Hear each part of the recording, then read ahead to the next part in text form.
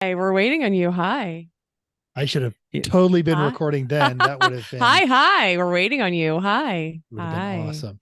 All right. I Hi. do try to learn from my mistakes. But it happens like every other week, so not I didn't say really. I learned well or quickly, but I'm trying to learn. No, he Or said you he's take trying. oh, or He you didn't say he learn and you take no was. action is the other. That isn't that really the answer? Well, That's just mean. All right.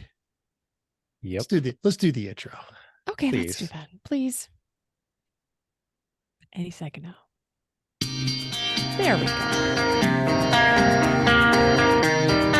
Welcome to Everyone Racers. A show designed for the world of low-dollar racing. An oddball car culture. It doesn't matter what kind of Lemon-Champ or Lucky Track Dog league you run. SCCA or NASA. We don't discriminate. As long as you drive it hard and built it yourself. Join us each week for tech discussions. Tips, tricks, as well as news and notes. It's from the world of amateur endurance racing. And whether it's on the spot, Hella sweet or we're lucky enough. And Chrissy, Chrissy, And I give you just the tip we're sure you'll giggle a little. and learn even less. everyone report to the paddock. This is Chris. This is Chrissy. And I'm mental. And we are Everyone Racers. Thanks for joining us for another boring BMW episode of our podcast. It's episode 320. The BMW 320 was a car manufactured from 1937 to 1938. It was offered in a two-door saloon and convertible. Approximately 4,200 cars were made, of which 1,835 were cabrios. It was very similar resemblance to the 329, high performance car with many admirers. The 320 was built on a shortened BMW 326 frame, used a 326 engine with a single carburetor and an output of only 45 horsepower at a top speed of 65 miles an hour. Hopefully you're not puttering that slowly all along, top speed of 65. Check out the bingo card. Never know what's going to come up. And now you know. Do, do, do, do. What you working on, Mental? Oh, what? Did you have something to say about I that? would say it wasn't really puttering in the mid 30s. Like that was doing okay. Yeah, 65 I miles an hour in the guess. 30s. Oh my God, we're going to die. I think it did have a windshield, so there's that. So I Yes. think, and like doors that didn't slope all the way down, so most of your body could actually fall out of the window. So there's that. Okay, fine. You're right. It was a long weekend. Like anyone who worked for the government had a long weekend. So I got a bunch of yard work done. Then I got some work done on the Miata. I had a birthday celebration for a dear friend, Jason LeDuc. You will check out his podcast, The Leader's Mindset. I think we still have a link to it in the show notes. And ideally, he'll be doing something, a project with us in the coming year. We're not going to make $1 on this, and I don't want to, but I got recommended the Chemical Guys interior care kit from the person that owns the Porsche, Chuck, and I use it on the Miata. I'm not exaggerating. I know you're a leathery pair of folks, but immediate improvement in my seats. I mean, they just immediately felt nicer and the car smells fantastic. So if anybody's interested in that, it's the Chemical Guys. You can find, like, they had a whole kit on Amazon, and it was sunny while not really hot, but I get the top down, let the sun get in the seats a little bit, gave them a good cleaning. And then they had a cleaner and then a conditioner. It was really, really awesome. And I've been getting the brake light on the car because the fluid was a little low. And I figured while I was in there, I would just go ahead and flush it and replace it with a higher performance brake fluid. I'd purchased a bunch of stuff for the Mercedes that ended up not going in it. So now my street Miata has .5 brake fluid because Hopefully not real .5, hopefully 5.1, because .5 is silicone and actually is non-compatible with other fluids. Okay.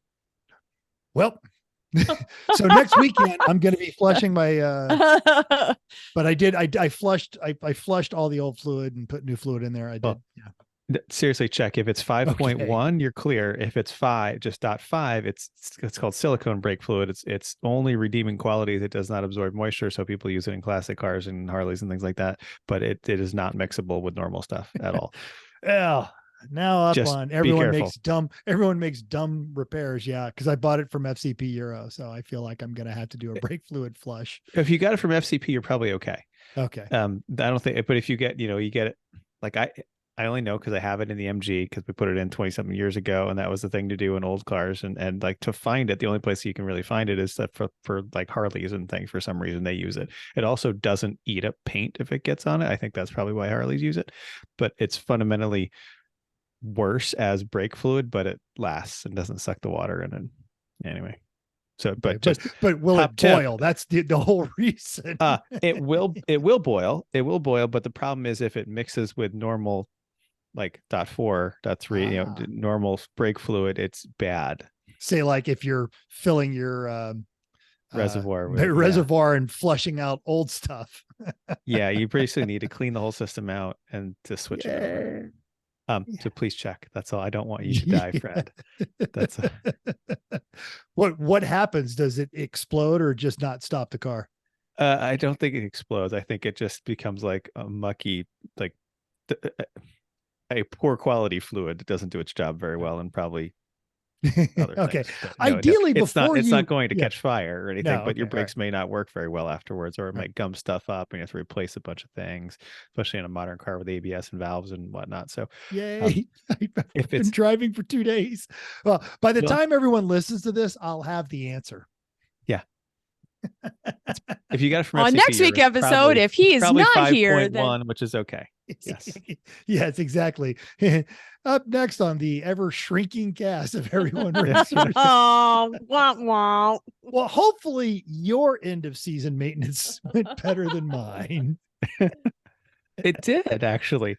We did end of season maintenance on the Mazda too. And it so after the it's a Mazda 3. It's Mazda also. Also, yes. So fortunately, the Mazda ended up the season in pretty decent shape. It needed a right front wheel bearing. They're starting to go, which actually turned out to not necessarily be the bearing part itself, although that was over a year old, but the hub inside the bearing. I've seen this happen a few times. The hardness had worn off on one part of it, and it was basically wearing down the hub a little bit so that it wasn't perfectly snug in the inner race of the bearing on one part. So that's why I keep spare hubs from all the other junkyard knuckles I've had. Just pulled one out of the stash in the basement, pressed the ARP studs in to put it all back together, got that all in. I had to tighten up the strut top hats. Those were getting loose. That's what the movement we were seeing in them is the actual nut on top of the strut itself was loosening up. The right front lower control arm bushing was softening up after only being on the car for one race. So that's going back to Rock Auto. They're giving me a warranty refund on it, but they are not giving me another one of that brand. They're saying, keep returning this. So I bought another brand. So we'll try that this time because it's not the same part number. You were so wondering if they were going to flag their system, right? Yeah, you were. We shall see. So the Delphi ones, they're no longer letting me warranty quite as easily because I've gone through several. Wait a minute. Yeah. This guy. What else? Blew all the water drives lines really out hard on that one. Yeah, I know. I blew all the water lines out for the cool shirt system and the pump and all that stuff. So we got everything there and tightened up. Remember, for those of you who don't remember, when we were in New Hampshire, the left rear wheel bearing bolts backed off. So I said, I should check those ones on the right side. Guess what? I put 1/8 of a turn into all 4 of those. So new checklist item for when it goes up on jacks on Saturday nights. Yeah. At least I think it's a every race checklist item because that car it was gone quite a long time. That I think it was more than 2 years since I replaced those bearings. So it's not like they loosened up overnight. It was over time, but it is definitely a post-race item to check now, among other things. Mazda only really needs cleaning, oil change, trans fluid change. That's about it, but a good thorough cleaning. You mentioned the cool shirt. Local friend of mine here bought a Lotus Cup car, and it's being carried to and from the track by a local outfit here. They were at Chuckwalla, and he just spent a bunch of money updating the belts and a bunch of other safety equipment. It's his first track purpose-built car, and the guy said, "Hey, you need a cool shirt." He's like, "I'm not spending any more money." He goes, "Dude, I'm buying the cooler. I'm putting it in there. You're going to be happy. If you're not, I'll pay for it." And they're at Chuckwalla in the middle of it while he's getting strapped into the car. He's talking to him, and he reaches over and he turns on the switch, and he's, halfway through a sentence, and he goes, oh my God, this is wonderful. And he starts laughing. He goes, I told you wanted that cool shirt. Mm-hmm. Yeah. Yep. Especially in Chuckwalla, which is usually it's in the middle of nowhere. It's in the middle of nowhere in the desert. Yep. It's the only cold thing there. What else they do? I finished up grouting the front walkway pathway thing, so that actually looks very nice now. I'm happy with how that ended up. Did some spot painting on the siding on the porch after putting the siding on, and I flew the plane some and got signed off to solo, so I flew the plane by myself. Yay, fun. I did not crash, still has 3 wheels. Everything's and you fine. went faster because there was nobody else sitting in there. Yeah. Amazing, with a Cessna 150, your climb rate improves dramatically without the passenger in the plane. That's a double-digit percentage of weight reduction right there. It is. Absolutely. Did you actually have to recalibrate your CG? I mean, yes, technically, but I mean, taking a person out is only going to help it, really. So yeah, it's but wow, 800-foot climb rate. That's great. I'm excited. Yep. So that's fun. Now I'm waiting for another time when the weather's okay on a weekend, so I can go fly the plane more, work more into my 10 hours or so. Though hopefully, I was hoping this weekend, but the wind is not looking conducive to a 150 for a student pilot. Gusts in the 20s. It's like, yeah, it's a little much. And that's it. Cool. Yep. Well, I went to work. Then I went to go visit my nephews. My mom was taking care of them while the fam was doing other things. And then Sunday I visited some friends, hung out with my BFF Allison and her girls, and went to a winery. And yeah, overall pretty relaxing, pretty productive weekend. No car work. So yeah. Very nice. Great. News and notes. So, as the title of this article itself says, self-driving Tesla. Boring. Check out this self-driving Toyota Supra. Oh gosh. Alice Leans at motortrend.com has the latest on a story we covered last year. Toyota made a 600 horsepower Supra that destroys tires completely without input from a driver or even a need for one. An engineer sits in the car to initialize the process and drive the car back to the start, but with the dedicated hardware and software processing inputs 20 times a second, Toyota Research Institute, aka TRI, built a car that hoons itself. Why? Because Toyota's experimental development lab sees high performance as the benchmark for its ideas. From the article, quote, TRI presumes that humans will drive in various capacities for the foreseeable future. Subsequently, it asks how technology, with an emphasis on artificial intelligence, can be used to empower and amplify drivers rather than reduce their control, end quote. And a new quote, and I, for one, welcome our new robot car overlords. I would like to remind them that as a beloved podcast personality, I can be helpful in rounding others up to toll in their underground tire caves.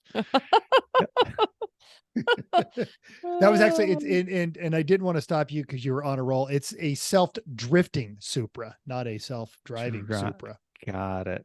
I mean, well, it drives itself. Oh, I was all exciting. Oh, okay. I was all excited about drifting Supra. Self-driving Toyota Supra. It self-drives and it self-drifts. Okay. It's a floor wax and a dessert topping. Now, in other not shocking news, Peter Holdreth at The Drive tells us that, brace yourselves, the Maserati Quattroporte is still the undisputed king of depreciation. And what you already knew is provable with data from a new study. As Peter says, quote, the Quattroporte in particular, though, with its exquisite mix of Italian reliability and electronic gizmos, is the poster child for this phenomenon. And what that equates to in numbers is over the span of 5 years, this Ferrari-powered sedan drops an average of 64.5% of its value. That is roughly $90,000 off the average list price of the car, which this year starts at about 105 and gets up to 155, depending on your trim level. Hello, buy here, pay here lot. Finishing out the top 10 of that list, 2 more Maseratis, 3 BMWs, the Jaguar XF, Escalade ESV, slowest depreciation, Porsche 911, the Cayman, your usual suspects from Subaru, Toyota, and Honda. But providing some contrast, the Jeep Wrangler and Chevy Camaro also depreciate slower than most. Now, a link to this article, as well as the original IC Cars article, is in our notes. For context, I we reached out to Eric Root. And while he acknowledges there are many Lemon folks, including actual European car technicians who have the skill to fix one of these and could probably get one for legitimately close to free, why would they spend their weekends doing that? Quote, any Maserati is asking for a tough weekend, but a 20-year-old Quattroporte has to be about the most worthless car in this country. A base model Maserati from 2 generations ago, and that's the 2003 to 2012, is pretty believably a Lemons, especially if it's got that Italian-built dual clutch transmission. Good luck with that. That's awesome. You know, I investigated these before we bought the CLS the first time, Yeah. and just said, no. I recognize that there are just cars I'm going to end up owning. There's still cars that I want to own. I'm still going to finish off like 2 more on that high school parking lot dream checklist. I'm going to end up with a Corvette, but as soon as I get a lift, I'm going to buy one of these depreciating boat anchors, and I will be ecstatic when I finally send it off to the junkyard, but I'm going to do that experience. Just a couple of months ago on a thread that I'm on with the folks out of Colorado, our former guest, Jeff Hanka, he found an engineless, transmissionless one for $500 in Utah. No title, of course. I'm guessing that one got parted out, before that buy here, pay here contract was wrapped up, but there's one coming. There is going to be a Maserati that's going to show up at a Lemons race. As long as it has everything. It's a hat car, then maybe. I mean, where's the fun in that? A Quattroporte with a completely mundane engine in it would be would win all the trophies. Like, you put an Iron Duke in your Quattroporte. Okay, see, thank you. I said those exact words in that thread. And Jeff, because he's a GM weirdo guy, he's like, I have done all the work on a race weekend I will ever do on an Iron Duke. But yes, you rock up. Something like that. Yeah, like Ford 300 straight 6, like a, truck carbureted. Oh yeah. Right. Michael, are you listening to us? Something out of the 40s, flathead 6. We're just saying. Yeah. Although, this is one of those, if you don't speak the language at all, the Maserati Quattroporte sounds very exotic, except it's just exotic. Maserati 4-door. That's all it is. Like, they could have been a little... There's your theme right there. We are Italian rednecks. Our names. It's sedan. Yes, Maserati sedan. Yeah. Oh, you changed accents there, but I'll let it go. I did. Okay, that's fine. Trying to gloss over that. Sorry. I know. Only because you're good at 3 accents. Anyway, okay, we've talked about We've talked about self-driving taxis in the Bay Area before, but now from the Hustle Daily newsletter, they're parked in Purgatory. Now those autonomous taxis are under extreme scrutiny, to the point last week GM's Cruise recalled 950 of its robotaxis, and the project has lost about $1.9 billion since January. In August, California allowed both Cruise and Alphabet's Waymo to operate entirely autonomous services in San Francisco. The mobile Cruise cars blocked traffic. One got stuck in wet concrete after 2 collisions, including one involving a fire truck en route to an emergency, California demanded the Cruise slash its fleet by 50%. In October, a hit-and-run accident flung a pedestrian into the path of a Cruise vehicle, which did pull over but dragged the pedestrian 20 feet. 2 months ago, San Francisco asked the state to reconsider its both companies' permits, citing 261 incidents involving Cruise and 85 involving Waymo between April 2022 and April 2023.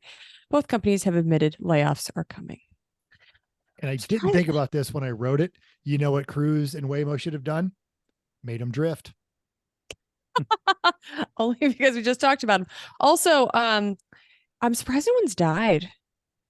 It's great. But if they're coming this close, they probably should have shut it down a little faster than that. But hey, what?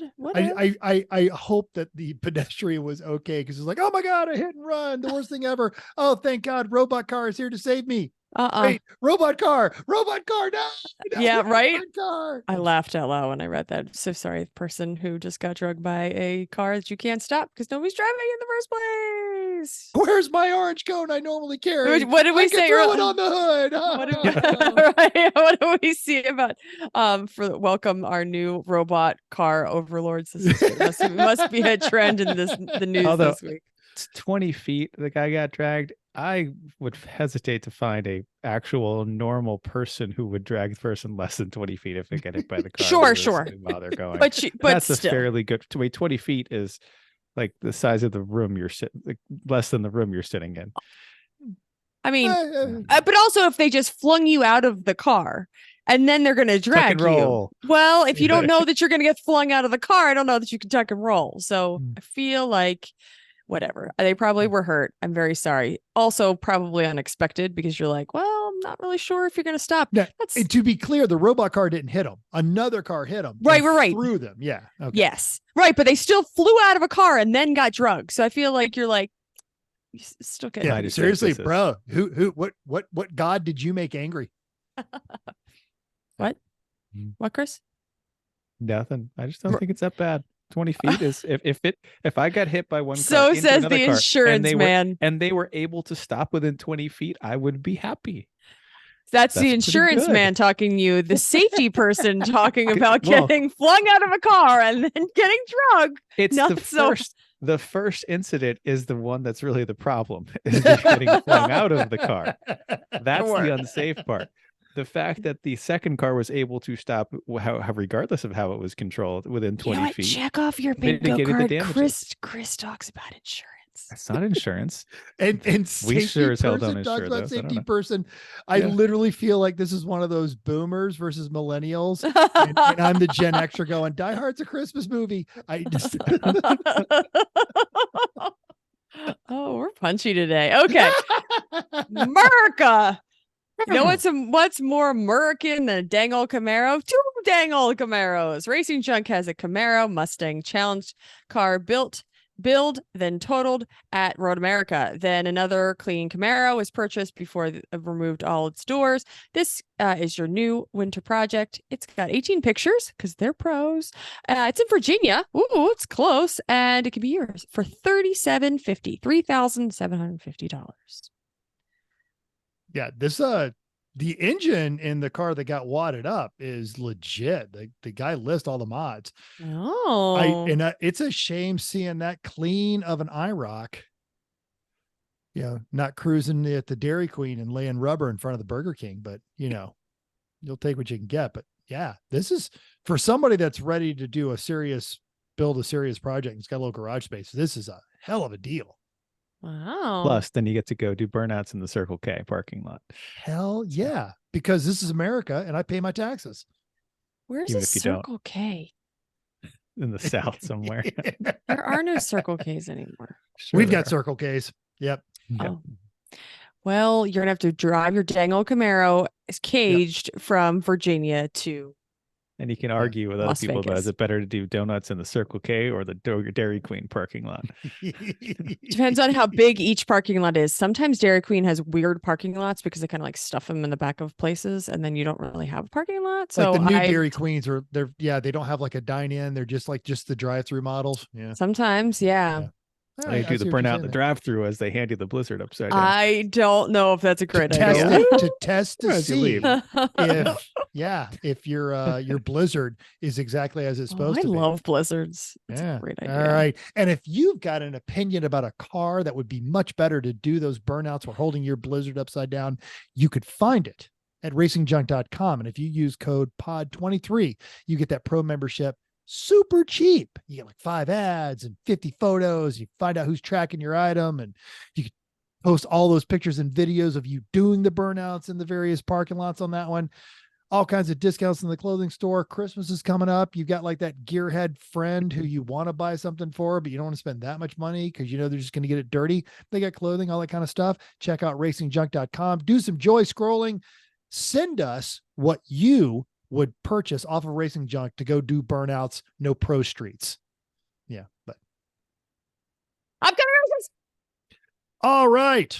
Lucky Dog is wrapping up their season with their 1,000 miles of Thunderhill. It is the Top Dog Championship and the Chrissy Lewis Memorial Race presented by Hawk Performance. And they're using the Thunderhill 5-mile track with a bypass, cumulative, the Park Fime, where they park them Saturday night, make them start over. And Charlene actually did get us the entries. Oh, get out. Yes. I'm sorry, I didn't look there. I stupidly did not open them up until just now. She actually got them to us a while back. But this is 2024 is the 10th year of Lucky Dog Racing. Crazy. They have added Rockingham and North Carolina for the Southern Cup, and they are coming to the Pittsburgh Race Complex at the end of October. And they're doing, it's a joint venture with Lucky Dog in Canada. They're working on their date for Brainerd. So you Midwestern folks, they've enjoyed coming out there. They'll be coming through there, but they've got their calendar up. It is a great time. We enjoy Lucky Dog. You should check all of them out. They crowned all their winners and everything like that, but Lucky Dog Racing, that's a good time. And they are moving out there. So Pittsburgh, I don't know. You feel like maybe a Halloween time frame? If it doesn't, the weekend after. I don't know. Oh, you don't have the date. See where they got here. October 26th and 27th. It's a 7+8 enduro. Oh, it's right after. It is. New Hampshire. Yeah, it's gonna be a tough turnaround. It is going to be Pittsburgh Just a little. one weekend. Yeah. I don't know. Anyway. All you had to do this time was tighten some bolts and the car was ready to send it. Yeah. Yeah, because you always know that as you leave. Otherwise, you leave the car, leave one track with the car with a broken motor. Go, oh no, what am I doing? Oh no. Oh. Yeah. Yeah. Oh well. All right. Yeah. Ready? We don't have any recent results. Sorry. No, there's not. Nope. But we do have listener feedback. And on Yay. the YouTube from our last episode, Mike K corrected Mental's spelling. It's Project Farm. I remember at the time you said it, you were on a roll. I wasn't going to try to stop you, because once you're going, you're going. But added, it was enlightening just how little sideways pressure it takes, referring to the jack stands test we mentioned in there. But yeah, they don't have to get too far over, but it takes a fair amount of pressure to get them over there. But I did also watch that jack stand video. It was great. Oh, and it's good to know. You're under there wrenching on there, and here comes your neighbor. Hey, buddy, what you working on a car? And goes to lean on it. Hey, get off my car. Yeah. Yeah. So Well, they were pulling it with another car. Like your buddy leaning on it isn't going to do anything. Would recommend still though, shake your car while it's on the jack stands before you get under it. Right. Also, put the wheels you just took off the car under it to give you just that extra bit of As cushion. long as you're not doing anything under. Yeah. So it doesn't crush your, chest when it falls. Yeah. Sajeev said, Spec Ranger, why you no dominate? Mm-hmm. On the gram, Too Much Metal said, for the record, I'm Team Chrissy. Chris needs to make a highly informed poor decision and buy another Miata.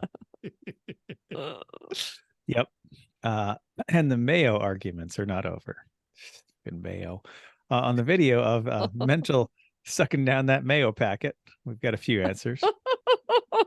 Steph Schrader said, hey, now that's like a fun size packet. Mayonnaise chugging deserves a full shoe. And then she threatened me with a full bucket of mayo. Even that's too much. Jim B said mayo is the devil's seed. No, that's Miracle Whip, Jim. That's true. That's goblin cum right there. Yep. Elizabeth, the manager of Spring Mountain Motorsports Park, said, quote, I need to implement this. Wow. Okay. Our buddy Steve N said that would have been me too. Kevin A said, the Japanese approve. BM Wilt 89 said, poor Mental. I'm sorry, are you new to this show? Apparently. Wow. All right. We bid Happy Veterans Day to everyone and asked everyone who works with an organization to post up. Tim B mentioned that the PGA HOPE Program, which stands for Helping Our Patriots Everywhere. It is a flagship military program for the PGA Reach, which the charitable foundation for the PGA of America. PGA HOPE introduces golf to veterans and active duty military to enhance their physical, mental, social, and emotional well-being. A link's in our show notes. Super fun. It's a legit organization. Anybody that's helping folks like that, I'm a big fan of. And also think about Ranger Road and Battle Scarred. We've had their Jeff from Ranger Road on air before, and we saw him out in Texas. They were doing a great job with their effort there. And links for them are in our show notes as well. Yes. Now, finally, I got some lovely meat space feedback from our listener, Jason. Quote, I like the show because they're focused on being great drivers and the outcome is secondary. Thought y'all might appreciate that one. Because we keep losing, Yeah. but that's fine. Yes. Damn it. Yeah. We're not losing as much as we're just not winning yet. Okay, great. You know what Ricky Bobby would say differently, but I'm okay with it. That's fine. Yep. Yep. Guys, All right. It's this week. Jalopnik posted an article where they interviewed 15 locals and visiting people, and overall the whole response from them was negative, and they're all mad at F1, and Vicky's on a bunch of Vegas local pages, and it's not even people that are that local, and they're all complaining about it. And there was a post just the other day because they've lit the entire track up, and someone who lives near the MSG Sphere said, thanks. Now I don't get blinded by the sphere. I get blinded by the lights. But we are talking about Formula One here in Las Vegas, which you've got me on record as saying last year that it was never going to happen. And I was wrong, and I don't care. I'm excited for it. The tickets that I was going to get didn't quite come out, but we're looking at a lot of cheap stuff. And we are going to talk about some of those opportunities. If you haven't made travel arrangements or you're within driving distance, there are some bargains to be had out there. But this is, I think, just going to be us giving hot takes on Formula One in Las Vegas. We've been talking about this on our Slack channel. So, well, I mean, you got a hot take.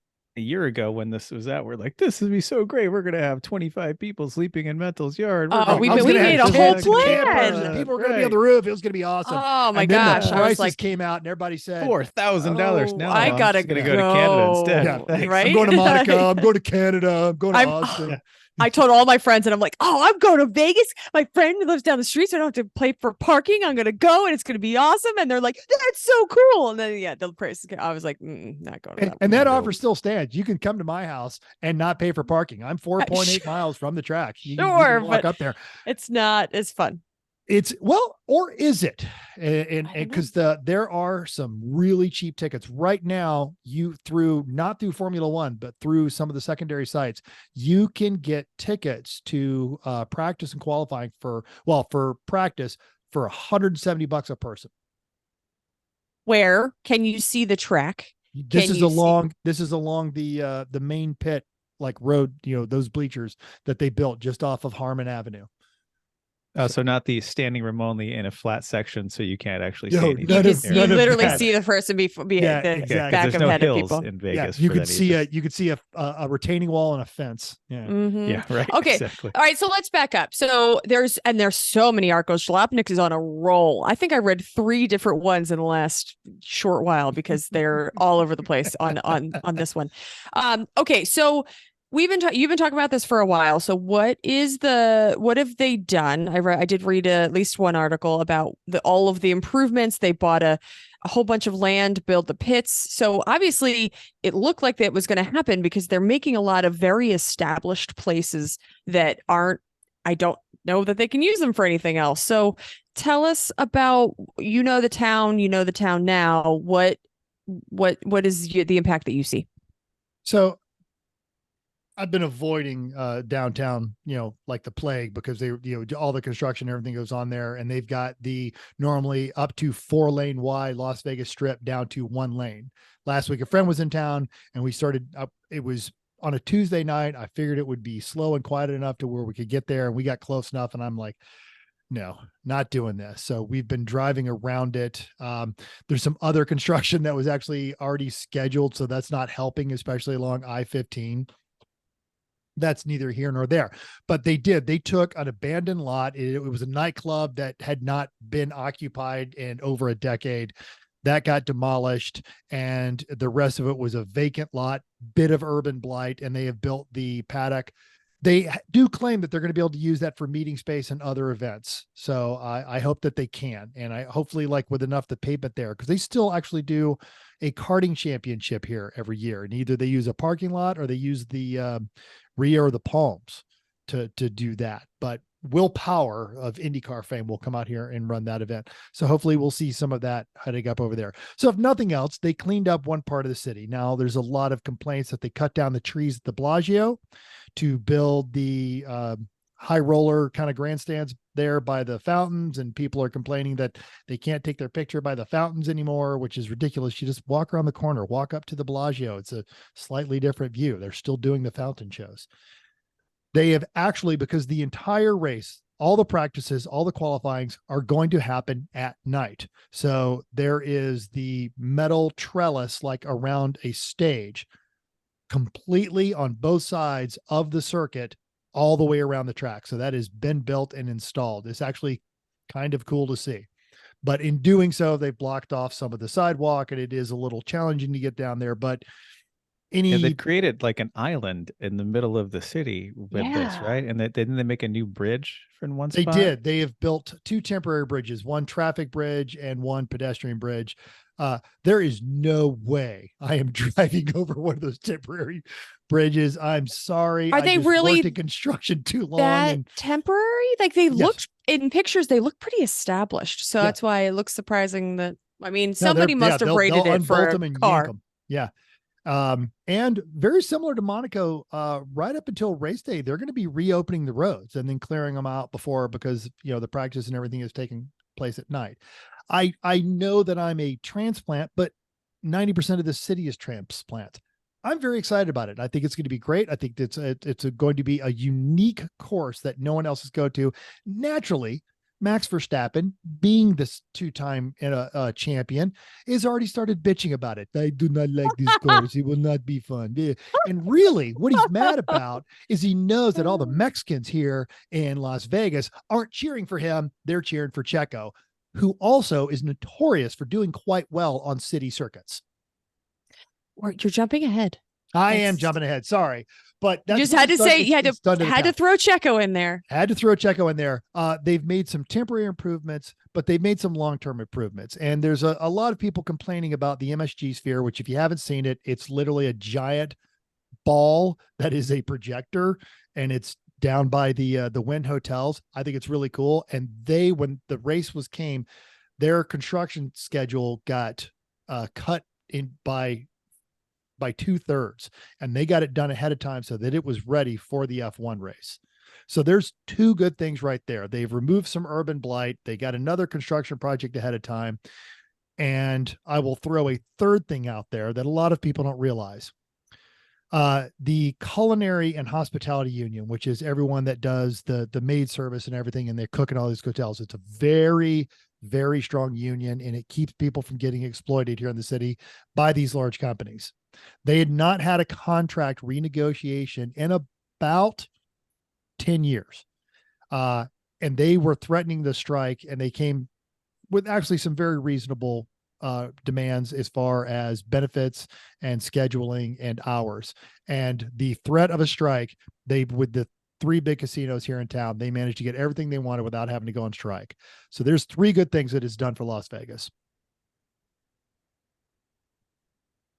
Excellent. I'm sorry. I'm looking at the sphere. There's some positive there. Yeah. If you're looking at the sphere, find one of the animated ones where it's the big emoticon, the big yellow, smiley face, because I don't know how they're doing it. I should probably just research it, but the eyeballs will track the airplanes as it flies over. It's hilarious to watch. I'm just looking at all the things it can do. Yeah. It's pretty crazy. Yeah. Right. Yeah. I didn't realize it seats 18,000 people and costs over $2 billion to build. And U2 has a residency there now. They were the first people to get a residency. Yeah. They're going to be filming actually some films there because it works as a good backdrop. And it's a really neat little piece of tech. And I find it ironic that the giant sphere is called the Madison Square Garden sphere, but why? That's what MSG stands for. It's the company that owns the Madison Square Garden. They built the MSG sphere, which is originally New York. Yes. Right. But that's like the wrong side of the country. Why are you stealing names? There are not enough names in this ever. We didn't steal the name. The company that built it was. You stole the name. We can do a square garden. They were uncreative. Can we do a sphere? Shh. Sure. If they called it Madison Sphere Garden, that would be funnier. Oh, But- why didn't they do that? Right? It's okay. But that would've would be been like better. ATM machine, Madison Sphere Garden Sphere. Well, you Oh, wouldn't have to call it Sphere. It would just be the Madison Sphere Garden. It's like it's a mashup. It's a fusion. I feel like that. so much better. Why didn't you come up? Why didn't they ask you? All right. Hey, Madison Square Garden Corporation, when you guys take that idea, all right, it's documented. It was our idea. We're not asking for much, just a Porsche 911 Pro Cup car and a season at IMSA. That's all we need. Sounds good. That's fair. I like that there's an article that's called "A Disruptive New Entertainment Venue." Yeah, when the people that have condos right there, they were like, I haven't slept in 3 days. Make it stop. Yeah, because they could like make it looks so real. Like there's a basketball and a tennis ball, and like it looks just like I have Sauron. I'm looking all kinds of things. Yeah. Yeah, it's crazy. I've heard people talk about it. I'd never actually taken the time to look at it. I would Google it if I were you, listeners that are listening here and don't know anything about it. Okay, so we talked about F1 in the town. Pros and cons of having it here. There, near you. No, and because we're talking about the town, in my opinion, because I live here, but you guys are bigger F1 fans than I am. And I am legitimately an F1 fan, but especially you. What are your takes on that? What do you think, a pro or a con or both? I think pro, it will be a cool visual of the cars racing up the strip. Con, I think the track is boring as all get out from everything I can see, because it's another street circuit and another city. It's boring. I'm tired. I'd rather they raced in like Portimao again than this, which is a wonderful, cool track. Yeah, I think they're just grasping it. They're viewing this as that game where you send in the phone booth with the dollars and the fans, and you just try to grab. That's basically what they're viewing this as. Oh, Okay. All right. I was like, Right. where are you going with this? All right. Yeah, in the game show, you stand in the phone booth. Totally. And you end up gotta grab the catching, money. but you only catch it like $3 because Well, see, that's how it's working. They just thought it was going to be like, I'm going to get all this money, and then And you know, like it's the 8 people bought the $8,000 tickets, and everyone else is like, screw that. And now the places that stocked up on them are left holding the bag. And which I'm really happy to see Ticketmaster and some of those others that may have bought a lot of tickets for this now losing their shirt on some of them. That would be great. you'll never see me cry for Ticketmaster. No. They're No. one thing universally hated. Like, people hate them more than the cable company. Like, And they're I'm telling you, oh, yeah. Ticketmaster, like, oh, I love Comcast compared to those assholes. and Yeah. Taylor Swift doesn't like you, Ticketmaster. You are Right. doomed. T Swift says you're bad. You're bad. Yeah.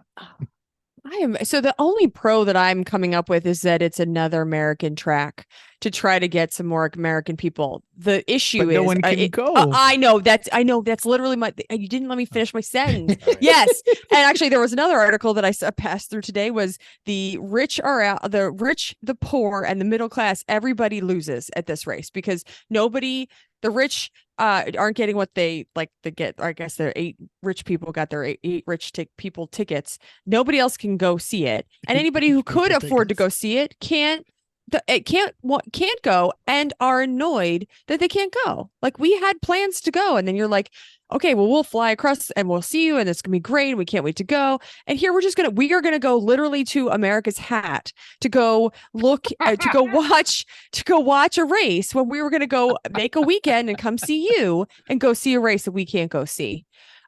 Also, there is so much, and Chris, I know you agree with me. There's so much about Las Vegas that I can't stand. It is the casinos, the manipulation, the marketing ploys that happen, and I think F1 is capitalizing on that, and they're like banking on that. That everybody loves to see the strip and everybody wants to come here because it's America's party place. And I think they just are thinking this is going to drive people there, and everybody is just left annoyed. Mic drop. I don't find fault with your cons in that it's a different place, but I'm going to say it's a pro because Liberty Media is used to being the big gorilla in the room. And they came here with a lot of ridiculous demands and, oh, you're going to pay me $1,500 per person for your venue. And by the end of it, they were paying just a flat rate of $1,500. And I think it was an opportunity for Las Vegas to go, we know how to deal with you guys. You know, we do fight promotions. We do the NFL draft. The Super Bowl is coming here. You're not going to win this fight. So I feel like to a degree, Las Vegas got to remind everybody that they were Las Vegas.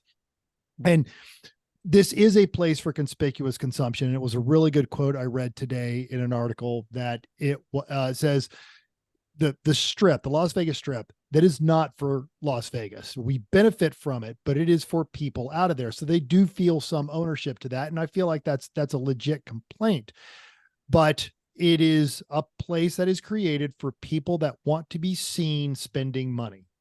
And while that might be morally repulsive, it's a place for them to come do it. And there are people that are making money off of someone making this conspicuous consumption. So I've got no real beef with that per se.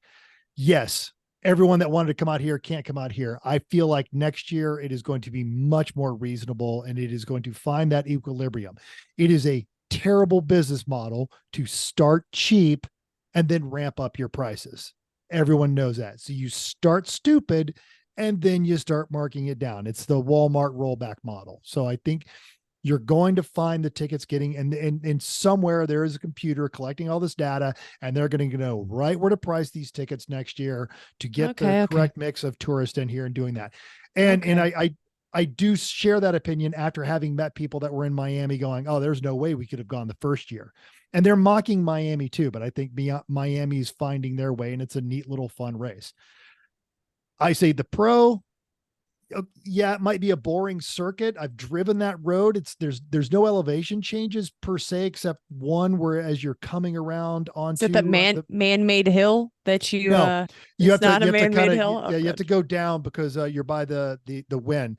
I have to go through there and right as you're taking the left, it gets you right back onto Las Vegas Boulevard. That'll run you down past the fountains.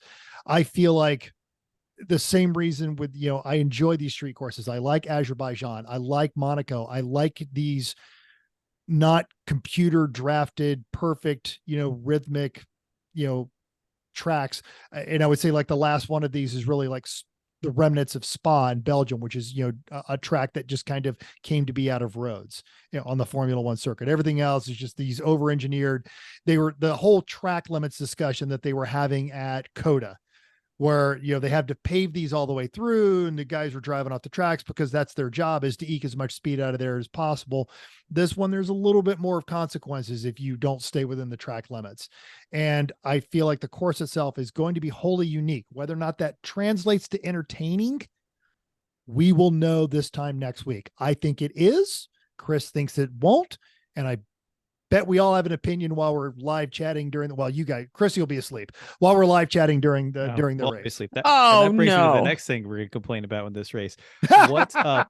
East Coast. This is terrible for East Coast. It's not terrible for East Coast too. Like, it's so late. Like, you have to wake up early in England to watch this stuff. Like, which is why they did it. They wanted England to be able to wake up early and watch it, or Europe to be able to wake up early and watch it, than having to stay up late on Sunday night.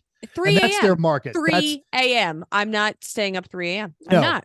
But their market is not on the East Coast. Their market is in Europe, and they have at least they're dancing with the ones. F1 hates East Coasters. Yes.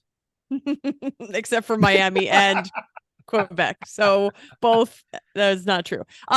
Yes. And Australia. Australia is like probably great for you guys. I don't even know. I don't remember either. Yeah, it's like, because it's Saturday night, 10 o'clock here to watch it. Oh. So, yeah. Well, then that would be. No, never mind. Yeah, it's probably terrible for you guys. All right. Yeah. The cons of having it here. Yeah, obviously there's some growing pains, and there's a whole lot of stuff like Chris said, Liberty Media is like, we'll go to Vegas. We'll all be gajillionaires.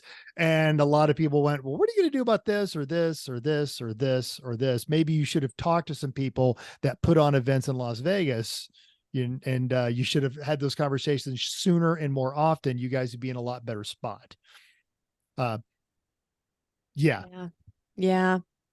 Yeah, I mean, they did. I saw another article because I feel like I'm sorry I said that so much. But they were saying about Liberty Media, and they were on an earnings call, and they were talking about just how much money they were going to make. They were like, we're just going to make so much money. This is a lucrative prop. Nope. I don't even remember Nope. what the words they said, but they were all over it. There are people that come to Las Vegas and end up making a lot of money, but people don't come to Las Vegas to make money. Hoover Dam just down the road, that's not paid for by the winners, folks. This is Vegas. We know how to make money. Liberty Media, you can get what's left over. I don't see that as a con. I don't pay state income tax. I love it. Okay. What's the excitement and hype like? What is it on every billboard? It's on every. You can't get away from it. If you hate F1, yes, you better absolutely. leave the city. Went to Vicky and I went to the Cosmo. We have like a little Saturday date. We go there, we get something to eat. That's our thing. And they were already selling the merchandise in there. The Mercedes golf shirts that we all have, because we're people of taste and refinement, $105 in the gift shop. That is not what those cost at Monaco. I bet people were buying them. Nobody buying them at all. Not in the Cosmo. Now they did set up the F1 fan zone. They're going to have exclusive merchandise, and that's going to be over at the Venetian. I think Vicky and I are going to try and check that out sometime this week, where hopefully it's a little more reasonably priced merchandise over there. And they do have some of the pop-up shops, but like in Monaco. And I don't know how it was there when you guys went to Montreal. Monaco, they just literally, it was tents. They would set up and they were selling the Williams merchandise and the McLaren merchandise and all that. And they're not going to do that along the strip because we've already got stores. They're just going to set them up inside the casinos. We haven't seen all those yet, but there is no one who doesn't have an opinion on it right now. It is unavoidable. Sure. It is in everyone's face and everyone says it's horrible or it's awesome. And yeah, so there is a definite buzz about this event. Is there other things like that? Is there anything that's been like this? Are there, because I know you have big bands, you've got like fights you were talking about, like, are there other things that people hype like this that everybody's got an opinion about? The NFL draft, where they like had an island in the middle of Bellagio fountains and like boated the folks out there and back, that was like a big deal. The Stanley Cup, and then the Stanley Cup parade, the WNBA Aces. We also, for the second year in a row, Las Vegas is now the national champions of that. So to this level of buzz, no, but buzz and excitement, absolutely. Yes, we've had it before. The Fontainebleau is finally opening, and this has been an eyesore on the skyline for 30 years. So there are other things that are going on. The downside, I think, with everything that they had to do and all the adjustments that the city had to make, means there's no supporting races. So I'm not going to see the F2. I'm not going to see the F3. I'm not going to see the Porsche Cup either. And I do enjoy some of that. Challenge. Yeah. Ferrari. Yes, Ferrari. I'm sorry. So, but Lando Norris is making a public appearance tonight. Checo hasn't left Mexico yet. We're watching. There's a golf. Do you have a little it's like the Santa tracker? Exactly. I was going to say find Checo. I was going to say find my friends. Like I make sure that I know that Chris is on his way home, and you're like, where's Checo? So yeah, Toto Wolff announced today that he is going to allow no one from the Mercedes team to go to the casino floor. Come on, Toto.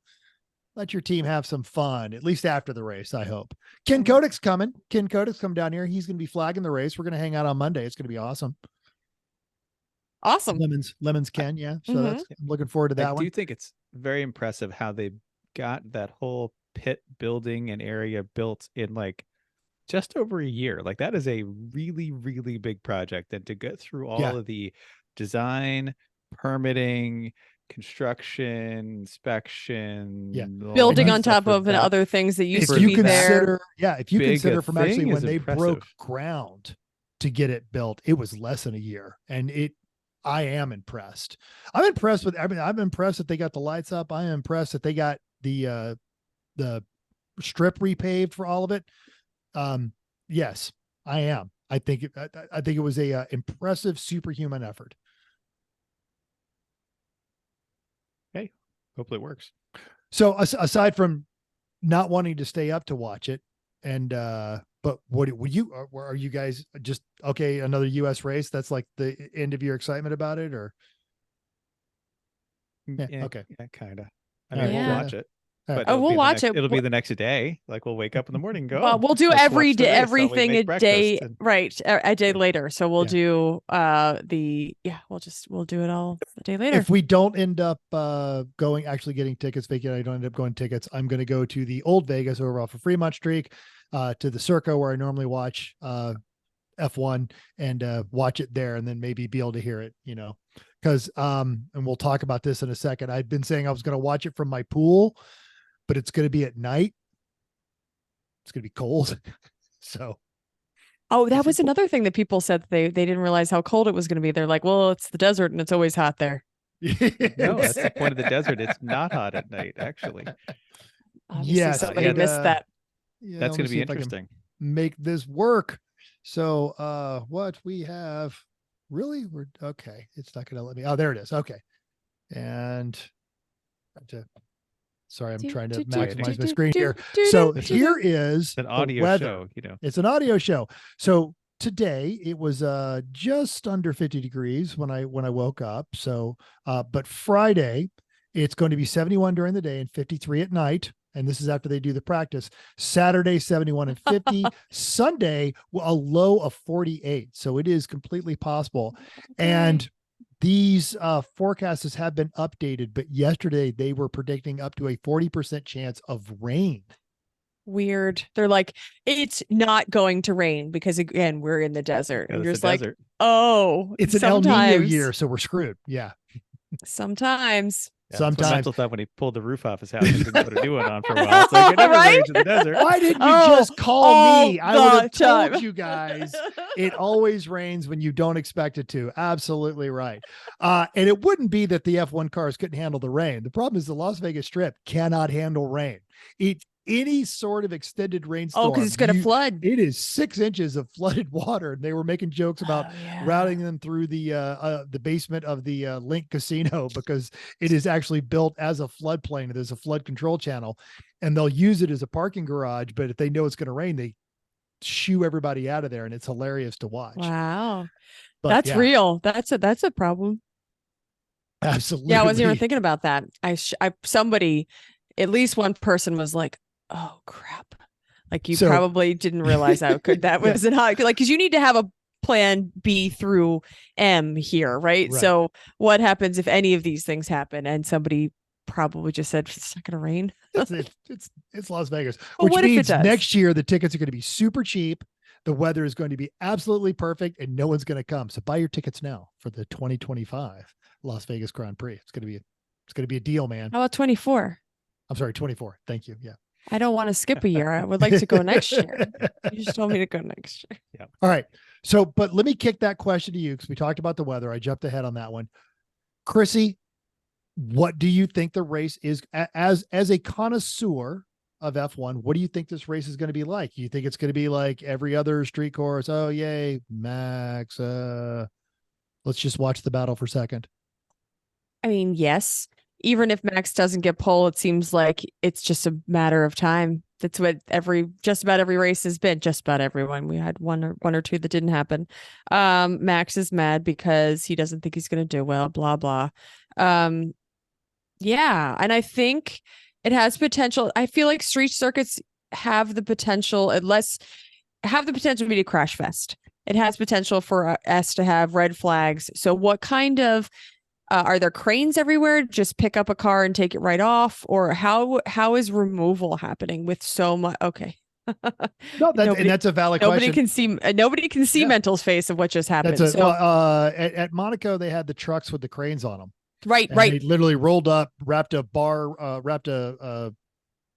tow strap around the roll bar, lifted it, threw it on the truck back up. Right. With I would Monaco, think they staged those cranes everywhere already ahead of time so that no matter basically anywhere on the track, they can pick a car up immediately and get it out of there. And it's not like we have a shortage of construction cranes in the city. But I would imagine it's got to be the same way because you can't there's no runoff, right? So everybody's going to have to stop, and red flag might turn into actually endurance racing red flag because if you got stuff all over the place and they got nowhere to go. I just, you have different risks when you run into a street circuit, that especially one that's not necessarily meant for that. I guess, places like Monaco, I feel like you're expecting that's going to happen. So you figured it out, but this is not, people haven't figured it out necessarily. So, that's the same thing in Azerbaijan. You hit the wall, and everyone just kind of drives around you, right, figures or it out afterwards. Yeah. No, I mean, we're gonna watch. I'm not betting on anybody else, so every time we've had a couple of different pole sitters, but it hasn't gone well. So I'm not really sure that even if Max doesn't think he's good at it, if that's going to make that much of a difference for what's actually going to happen. I'm excited that it's because it's all new and because it's going to be cold. It's going to be hopefully a little different. But we might get, maybe this is the race Ferrari shows up again because it's a track maybe kind of like Monza. It's got long straights and low speed corners. So the people that like Red Bull is very good in kind of medium to high speed corners. Aero to aero package works really well. We don't have any of those this time. So which cars is that going to benefit? Like this might be great for Williams, that is historically a very slippery car in the high speed stuff, but not so great in those, when it needs the downforce. So things like that, I think that'll be interesting. Pirelli is probably shaking. Absolutely. I was just going to say that. You're right. It's either going to be awesome or terrible. Awesome or terrible, man. I don't know. I don't know. And they've had a rough year in the first place. Yeah. Then the track is going to change a lot as the weekend goes on because it's all fresh pavement. And Very so fresh, it's not, and there's no support races, so nothing's rubbered in. So over the course of the weekend, everyone's figuring out the lines. The track's going to rubber up. It's going to, the times are going to change a lot. Things are going to change. It's going to be dynamic. You're right. And those who can respond to it are the ones who are going to do okay. And the buildings themselves are going to affect some of those aerodynamics if you get even the slightest wind. It's going, because it does tend to channel down through there. So I think there's probably some nerds on every one of the team that are really excited about just the uncertainty possibility on that one. I would argue too that even with the repave, this is not going to be a smooth course by their standards, which means all the cars are going to be raised up a little bit. I think that plays into, especially now, the new Mercedes. I think that plays into Mercedes' hands. And I agree with you. I think some of the back, your traditional, I don't want to call them back markers, but your other teams where they are really having to eke everything out of that car. I think you're going to see something interesting from the Aston. And if Ferrari shows up, that's going to be a lot of fun. I heard that Leclerc is already excited about this course. Just saying. Don't know if that helps any. I hope that Williams does well. That would be awesome if he can get on podium. On the news today, they mentioned that the famed Bunny Ranch, the legalized brothel just outside of Las Vegas, will offer free services to any F1 driver that wishes to partake. And I love that level of naivete that says that any F1 driver doesn't get it at any time they want. But then they could say that they've been there. So that might be it. But that's hilarious. I mean, I'm pretty sure, whatever. That's great. I'm sure that's funny. I'm sure there's a lot of services that are available for any F1 driver that wants something. Sure. We the other thing, I help out our friend John Polnick, and I do the Bid Nerd show, and there was a Mercedes recently on the Mercedes Benz MB marketplace that part of the hype was they had loaned it to Lewis Hamilton when he was in Miami, so he drove it around. And absolutely, this is just one of those stunts that those kind of guys pull, and Lewis Hamilton's like, oh yeah, cool old Mercedes, yeah, I'll roll around in this thing. And it was one of the last of the AMG being separate from Mercedes AMGs that they built, and they had the pictures of him doing that. And I was it's a shame I don't have the AMG anymore, because hey Lewis, just come drive my car, it'll be great, and he would have gotten in and then asked if I ever cleaned it at all and what was the matter with me. But and just the bevy of services that are available to these guys, it does crack me up that they think, yes, what, these guys probably don't get any sex. That's, I bet no F1 driver just has any sort of sex at all. if they chose not to. There's a vow of chastity that comes along with it. Yes. I'm sure that's probably like, one of those deal breakers. So what do you do for a living? Yep. Ooh, no, sorry. I gotta see my friend over here. Oh, all right. All right. Well, it'll be great. We've been hinting at this. I think this is an opportunity for Mercedes. I think Checo has traditionally done well on tight street circuits. He does well when he has to fight through traffic. This has not been his year, though. I feel like, there's a lot of pressure that's on him on that one, but I am a bit blinded being a Checo fan. I think he's Don't bet on him and he has a chance. I was going to say, I was like, where's your status now? If bet means No crash bet, on turn one. Okay. Right, Just exactly. making sure. Okay. So in fact, I need to go bet on Max before the race happens. So, we've hinted at that, but who else do you think, like driver wise or team wise, who do you think is going to do well? And who do you think is absolutely going to just, I think Ferrari is going to overperform for what they've been doing recently. Not saying they're going to win, but I think they're going to do okay. So if Charles doesn't crash in the outlap, then that'd be nice, right? That's great. I think Albon is going to. I like that bet. Do all right. Again, like not that going bet. to win, but I think he's going to be perhaps out of position compared to normally. I think Lance Stroll is going to suck. But then he can talk like this. Go push his trainer. Yeah. Right? Who does that? Oh, that's awful. Yeah. I think Mercedes is still figuring stuff out, and their simulator is not good enough to be able to actually work with the car they've got. I like your bets. And McLaren's a kind of a draggy car for the super high speed stuff. I don't think this is going to be their best race. They do well on those mid-speed corners. Ah, excellent. Where's Max going to go? Where do you put him? I mean, Max will probably still win, but I think it's going to be at least closer. It's not going to be Max ahead by a minute and a half. Yeah, right. Or exactly. Yeah. Let's be honest. He's pretty much unbeatable. It's going to be the Max show for at least another 2 years. Absolutely. I know. Ugh. and I think F1 realizes that that is not helping them. Yeah.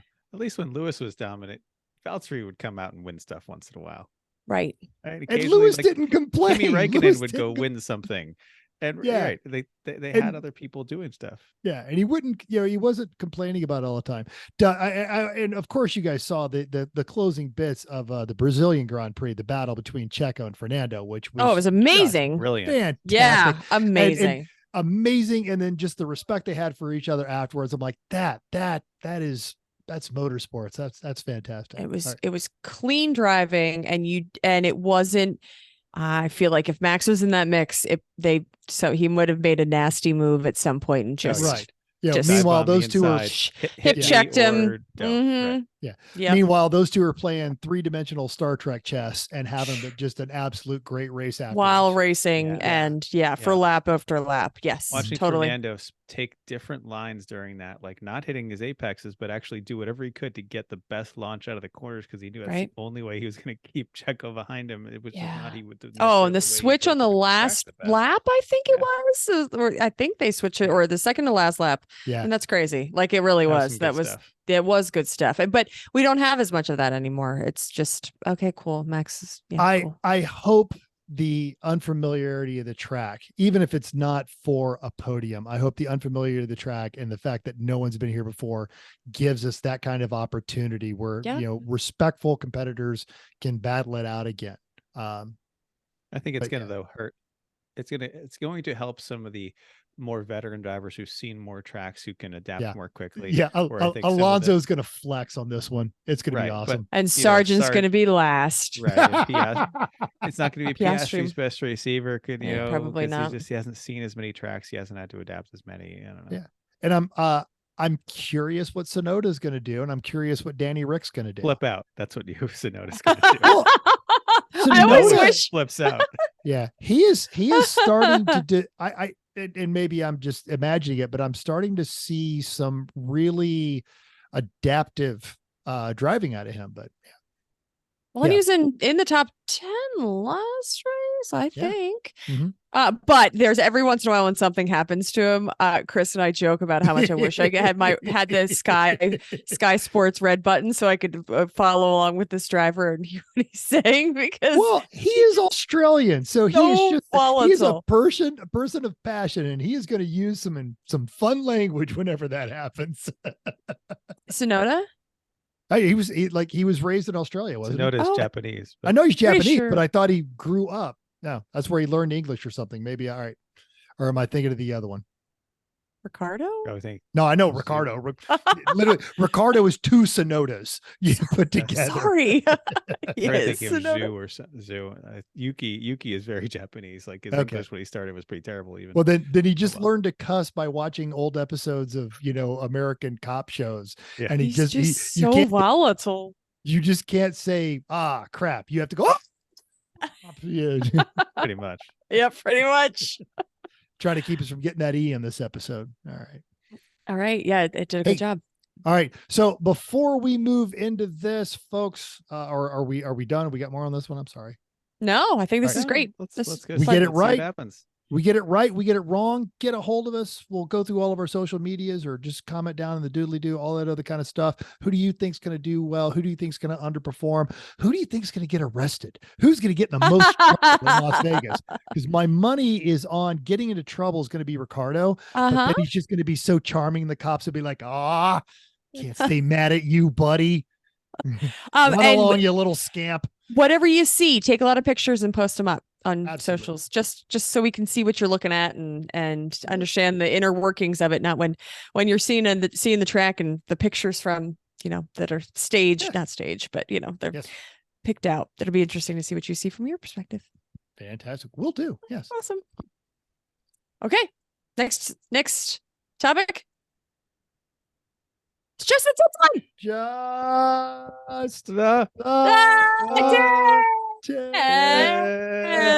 No, this doesn't happen often. I can't remember the last time we got just the tip from Chris. What? He gives it all the I've done time. this a few times.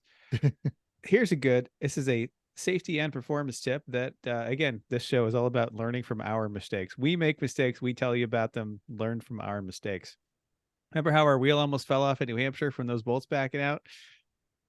You know what I hadn't done to those bolts is I hadn't marked them. The front suspension, I had marked a lot of bolts with a paint pen. So if you take your paint pen, you put it on the bolt and you put it on whatever the bolts to, and then very quickly visually you can just look around and say, have any of these bolts moved? That way you know something is coming loose, and it's very easy to do. Doesn't take long, and it makes it very easy for you to see if there's any problems. So if we had just marked those bolts and then I looked at that during a normal once over in the evening in the car, we would have caught that problem and done better in that race. So guess what I did last night as I'm under the car after putting things back together is I marked pretty much every bolt I could find under the car with the paint pen, specifically those wheel bearing bolts for the rear. So that's your tip. Paint pen your suspension bolts and other like important bolts that you don't want to come off. And then you'll know if something's coming loose on its own. It's great. Yep. Buy a pack of paint pens on Amazon. Yeah, it's you like just $10. bought a pack of them. I want to write on everything now. And then you can change colors too every time you go through it. If you wanted to make sure you updated it all, you put a different color, go to orange. You can add little happy pink. faces and see if the eyes move away from the mouth. It's great. Oh, okay. Yep, if the happy face is the right way up, that means it's still where it's supposed to be. If the eyes don't match. If you've turned that frown upside down, problems. Yep. Okay. All right. What are we doing next week? Do we know? Oh yes. Why am I even introducing this? This is all mental all the time. I can't wait to get. But you wrote it. I did not. I wrote it. I just put it in Chrissy's color. Read it, Chrissy. I had to chug mayonnaise. Yeah. This is Mental's annual hippie thankfulness show, which I can't wait. He gets a little philosophical, talk about how thankful we are about everything. Yep. There'll be a little story and a couple stories. And absolutely. It's an attitude of gratitude. And if you've got something you're thankful for, let us know. Yeah. Hey, thanks for downloading us, everybody. We hope you enjoyed this week's edition of Everyone Racers. Also hope you'll join us in the world of driving, racing, and F1 speculating, because everyone can be a racer, even you. If you enjoyed this podcast, subscribe. Free. It's worth what you paid for it. Go to iTunes. Give us that 5-star rating, no matter what you thought. 5 stars. Tell us why. We will read it on air. Absolutely. Questions, show ideas, comments, thoughts, emotional outbursts, drop us a comment on any of the places that we are, which is all of the various social medias at Everyone Racers, or email us everyone.racers@gmail.com. Text Mental, tell him what you're thankful for. 484-243-0455. Just don't tell him you're thankful for his long hair, because that's not going to work. Anyway, thanks again. Till next week, keep the shiny side up. Unless you just lost your ass at the casino because you bet on Checo. Just keep the wheels down. That's mean, man. I still have to keep expanding this so I can stop recording. Sorry. There it is.